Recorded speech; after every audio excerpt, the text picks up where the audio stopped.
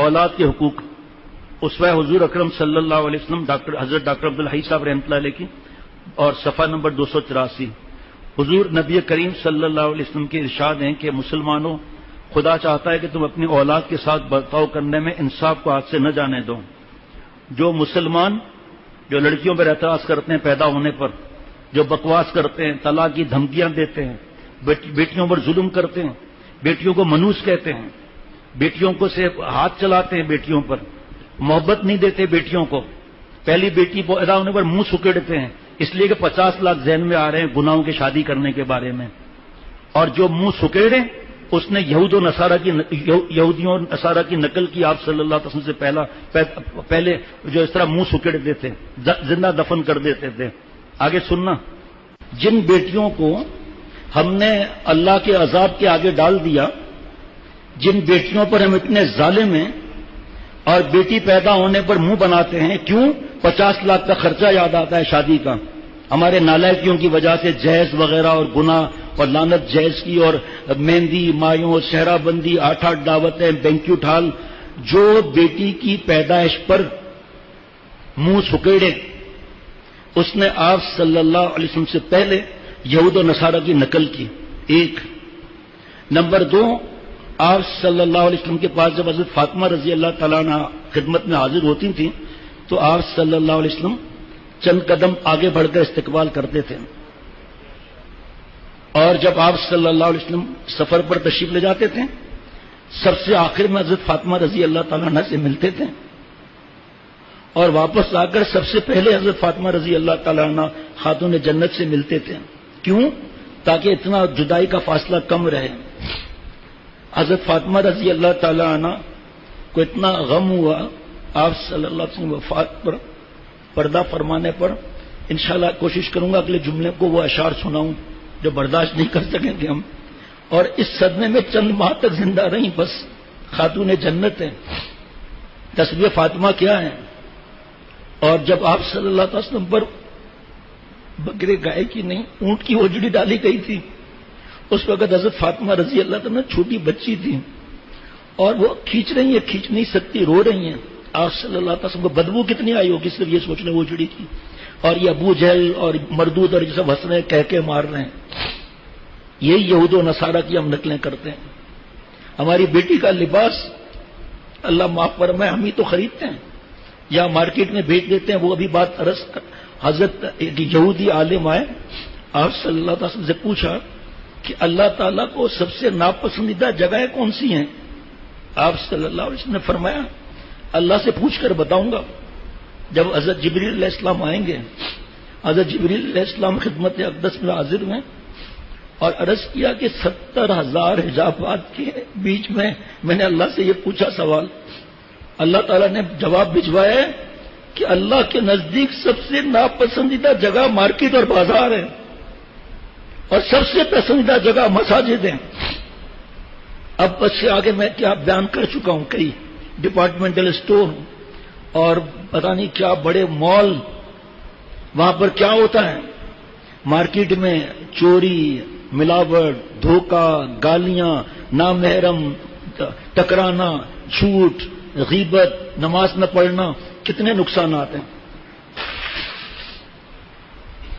سب مل کر جاتے ہیں مال میں، 8 ریسٹورینٹ ہیں، چھت پر سنیما ہاؤس ہے اور ایئر کنڈیشن ہے اور موسیقی ہر وقت، خریدنا وریدنا کچھ نہیں، گھومنے جا رہے ہیں جو جگہ اللہ تعالیٰ کو سب سے ناپسندیدہ ہے، اور اس کی ترکیب بھی ہے، وہ بھی بتا چکے ہیں، ویب سائٹ پہ مل جائے گی یا جمعے کے بعد لے لیں۔ جن بیٹیوں پر اتنے ہم ظلم کرتے ہیں نا، اب سنیے آپ، ٹیشو دینا، اللہ اکبر، غور سے سننا بھائیوں، تشریح کا موقع نہیں۔ جو مسلمان اپنی لڑکی کی عمدہ تربیت کریں، اس کو عمدہ تعلیم دے۔ عمدہ تعلیم کون سی ہے بھائی؟ آپ بتاؤ، مجھے چھوڑ دو۔ عمدہ تعلیم کون سی ہے؟ قرآن پاک دینی تعلیم، اور اس کی پرورش کرنے میں اچھی طرح صرف کریں، دین سکھائے، اخلاق سکھائے، وہ دوزخ کی آگ سے محفوظ رہے گا۔ ماشاءاللہ، یہ 1400 برس پہلے کی بات ہے۔ یہ کسی مولوی کی بات نہیں ہے، امام الانبیاء صلی اللہ علیہ وسلم کی بات ہے. بچی کی اچھی پرورش کی دوزخ کی آگ سے محفوظ رہے گا.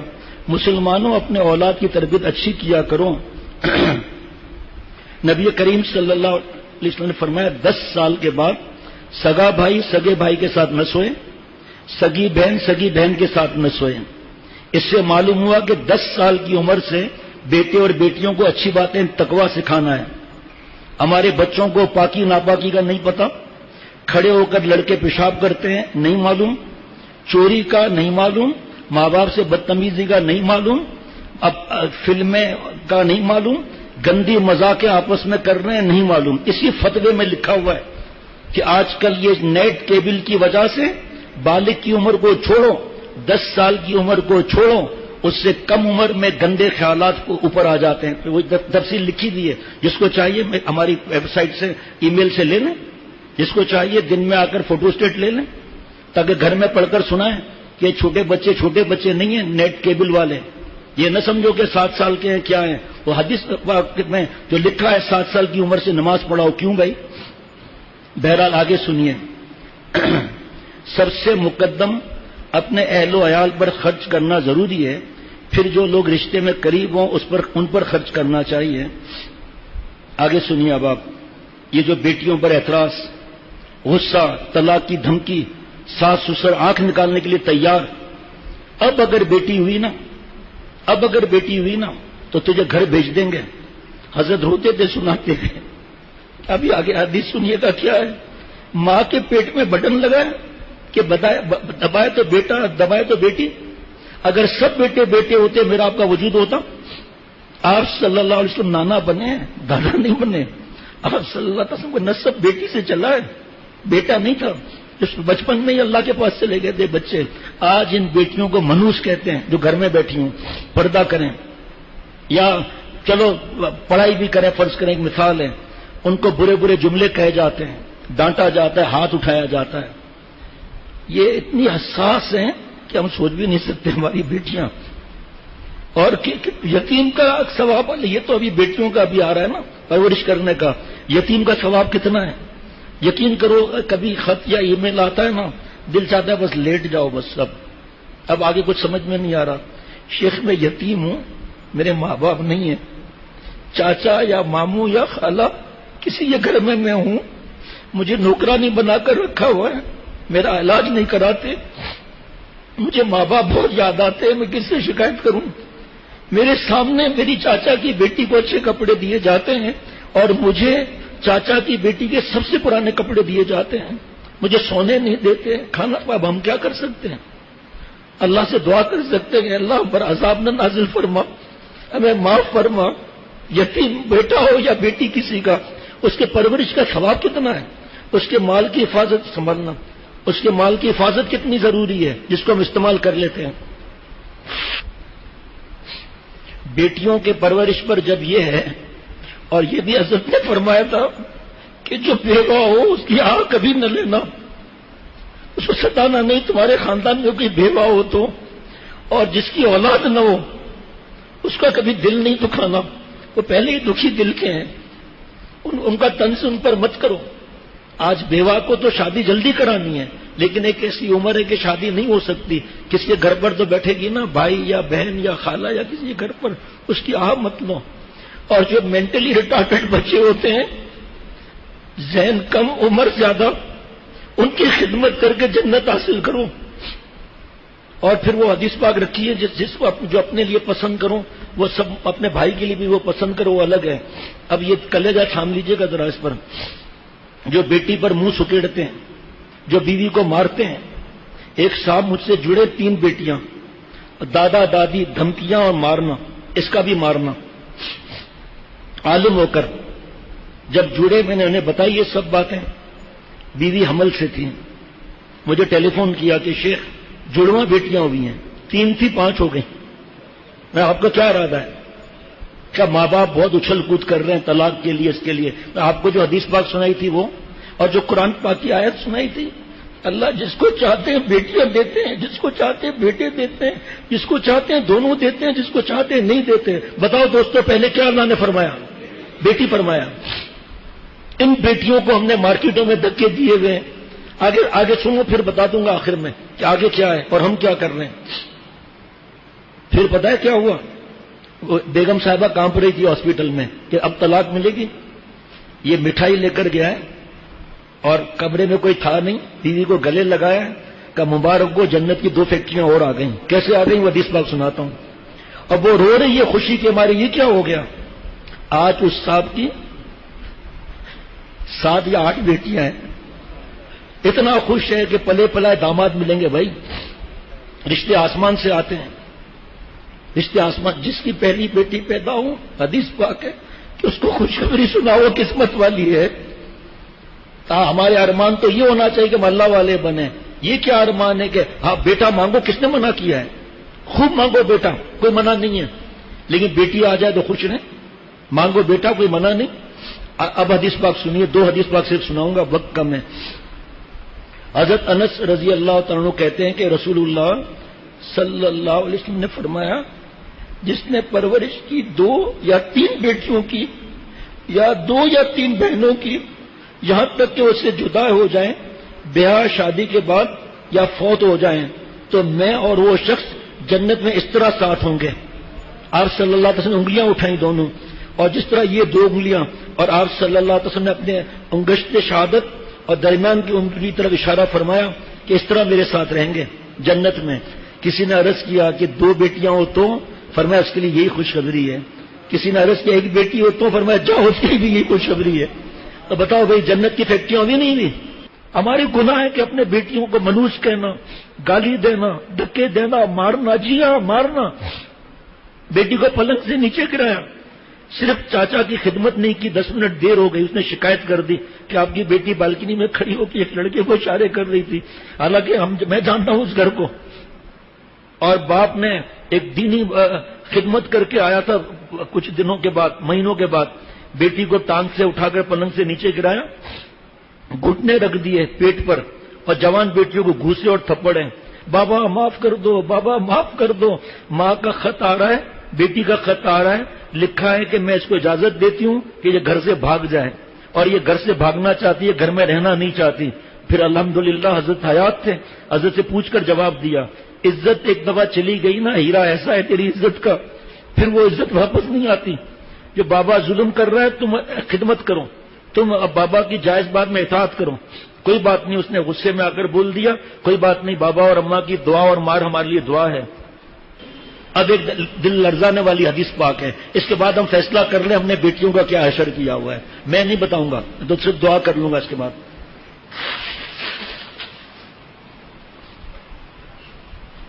بچپن سے چڈیاں، پینٹ شرٹ بیوی میں نہیں مانتی ہے، ہم تو پہلے مانے کسی دن. ایک حدیث پاک سناؤں گا چند لائن کی، فیصلہ خود اپنے دل میں کریں، اور اب کیا کرنا ہے اس کا فیصلہ بھی کرنا ہے. جہاں رکاوٹ آئے، ہم نہیں کہتے زبردستی آپ یہاں آؤ، جہاں آپ کی مناسبت ہے صبح آ جائیں، ورنہ جہاں دل چاہے آپ کا، جس مفتی صاحب سے دارالعلوم کورنگی، بنوری ٹاؤن، جہاں بھی اشرف المدارس، جہاں دل چاہے حدیث پاک پہلے سن لیں، اور اس کے بعد فیصلہ کر لیں ہم نے بیٹیوں کا کیا کیا ہے، اور یہ بھی فیصلہ کریں کہ یہ بیٹیاں ہمارا گریبان پکڑیں گی یا نہیں پکڑیں گی. حدیث شریف میں ہے کہ جب کسی کے یہاں لڑکی پیدا ہوتی ہے تو خدا اس کے یہاں فرشتے بھیجتے ہیں. بیٹی پیدا ہوتی ہے، خدا فرشتے بھیجتے ہیں جو آ کر کہتے ہیں اے گھر والوں تم پر سلامتی ہو. وہ لڑکی کو اپنے پروں کے سائے میں لیتے ہیں. واہ واہ واہ، سبحان اللہ کہیں بھائی.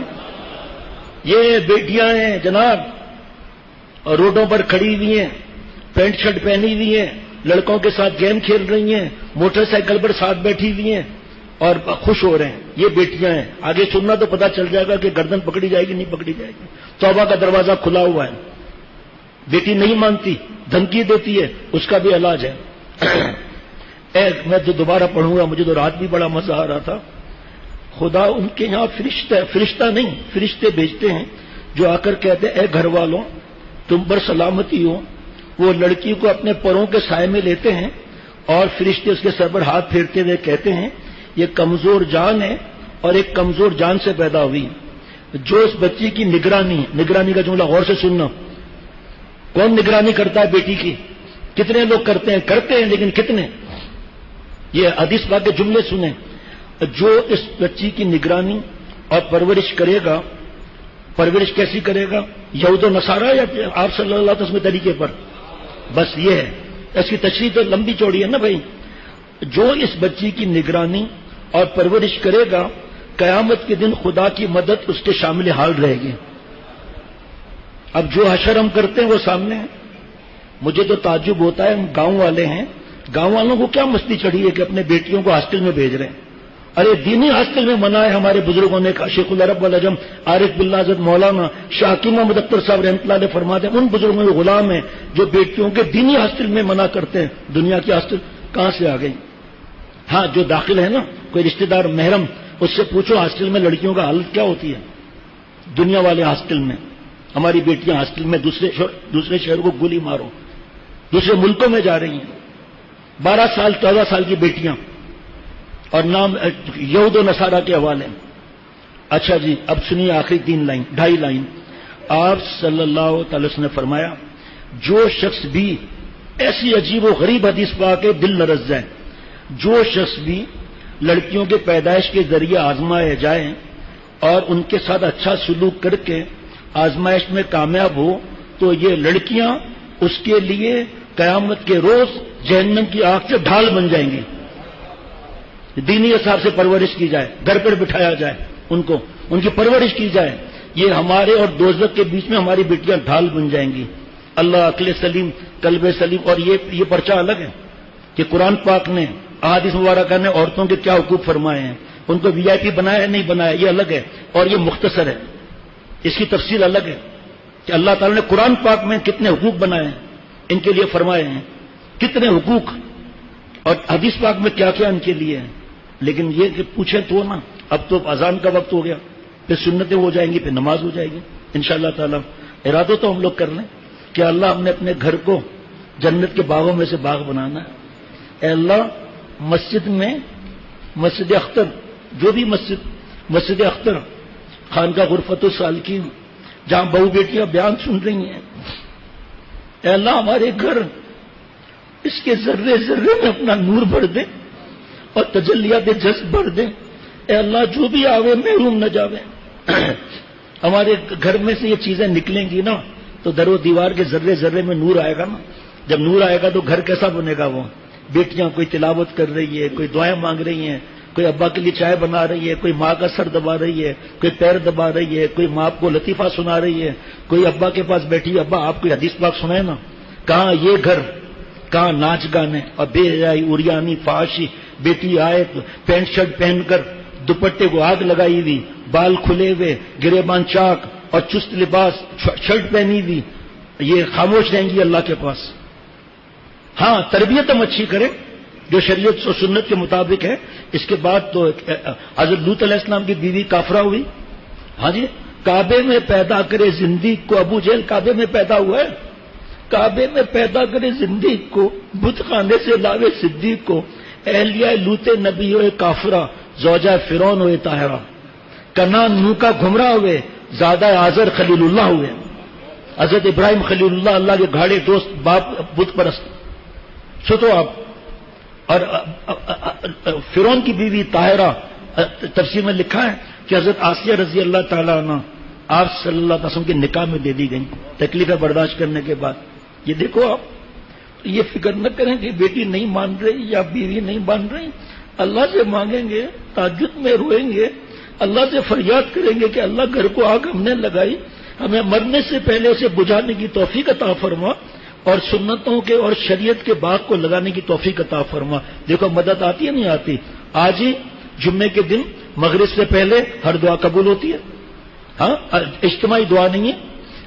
بہو بیٹیاں گھر میں دعا مانگیں، ہم اپنے گھر میں مانگ کر گھر قریب اذان کے ساتھ آ جائیں، کسی کونے میں دعا مانگیں کہ اللہ آپ سے آپ کو میں مانگتا ہوں، ساری زندگی سب کچھ مانگا، کبھی آپ سے آپ کو نہیں مانگا، آج آپ سے آپ کو مانگتا ہوں.